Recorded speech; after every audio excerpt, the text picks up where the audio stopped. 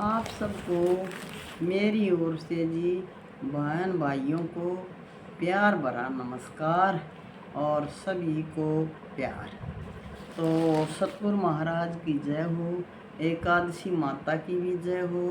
एकादशी माता है श्रवण मास की, श्रवण मास की मतलब सावन के महीने की एकादशी है, कृष्ण पक्ष है, कामिका एकादशी है।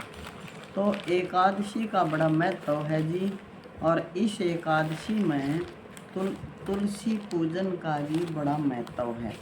तुलसी पूजन का इस दिन बड़ा महत्व है। तो भगवान कृष्ण जी युधिष्ठिर से कहते हैं श्रावण कृष्ण की कामिका एकादशी है और यह कृष्ण पक्ष की एकादशी है। इसका नाम है कामिका। तो कामिका काम जमा में एक कामनाएं जहाँ पूर्ण होती हैं, इच्छाएं जहाँ पूर्ण होती हैं, उसको कामिका एकादशी कहते हैं। और ये है कृष्ण पक्ष की कामिका एकादशी। भगवान कृष्ण युधिष्ठिर से ही कहते हैं। और इसका महत्व है लोक हितार्थ, लोगों के हित के लिए एक समय देव ऋषि नारद ने भीष्म पितामह से पूछा था उन्होंने इस पवित्र व्रत में भगवान विष्णु की पूजा की थी। पृथ्वी पर दान, श्रवण दान, कन्या दान, दान ही दान है भाई, क्षमा कर लियो। महादान के फल से विष्णु पूजा का फल प्राप्त होता है। तो कामिका एकादशी के समान मतलब हम एकादशी कामिका करते हैं तो विष्णु भगवान की पूजा के समान हमें फल मिलता है। तो इसमें महत्व है एक दल तुलसी का चढ़ाओ और वो इतने बार सवरण 4 बार चांदी के समान और सवरण के समान ये फल हमें प्राप्त होगा।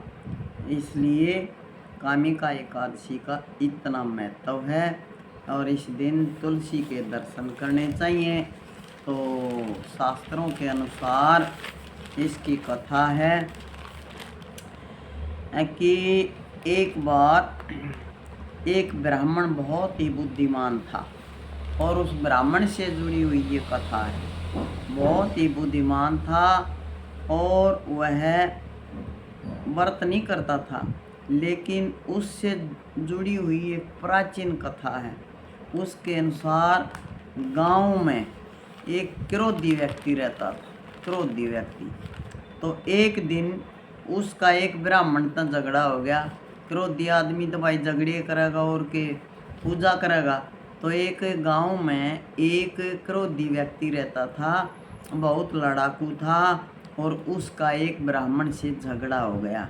झगड़ा इतना बढ़ गया, क्रोध में आकर वह व्यक्ति ब्राह्मण की हत्या कर देता है।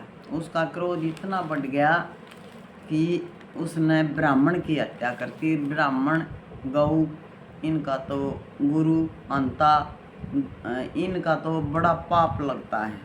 तो उसने क्या किया, ब्राह्मण की हत्या कर देता है। ब्राह्मण हत्या के पाप से दुखी होकर वो उसका अंतिम संस्कार भी करना चाहता है। क्यों करे, मैं इस पाप से छुटकारा प्राप्त कर लूँ।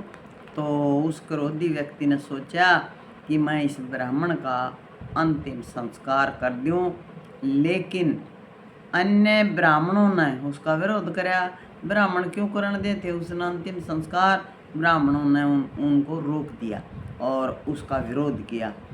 ब्राह्मण हत्या का दोषी जो था होने के कारण ब्राह्मणों ने उसको मतलब यहाँ उनके भोजन करने से भी इनकार कर दिया। इससे मतलब वो तो क्रोधी था, ब्राह्मण मार दिया। तो ब्राह्मणों ने उसके घर भोजन करने का भी इरादा अपना बदल दिया कि हम इसके क्रोधी के घर भोजन नहीं करेंगे। तो क्या कहा, वो जो है एक ऋषि के पास चला जाता है। किसी व्यक्ति ने सलाह दी और वह एक ऋषि के पास चला जाता है कि ऋषि से उपाय पूछो और इस पाप का निवारण वह ऋषि ही कर सकता है। तो वह इस पर उक्त ऋषि ने, उस ऋषि ने क्या कहा? ऋषि ने कहा कि कामिका एकादशी का व्रत करो ताकि इस पाप से छुटकारा मिल जाए। इसके बाद उसने ऋषि के बताए हुए व्रत को किया, कामिका एकादशी का व्रत किया, विधि विधान से किया। और जब वह रात में सो रहा था, व्रत किया एकादशी का, रात को वह जब सो रहा था तो भगवान ने उसको दर्शन दिए सपने में। सपने में आकर भगवान ने उसको दर्शन दिए और उसको कहा कि तू अब कामिका एकादशी के कारण तू अपने पाप से मुक्त हो गया है। और तेरे को भगवान ने दर्शन दिया तो भगवान ने कहा कि मैंने तेरे को मुक्त कर दिया है।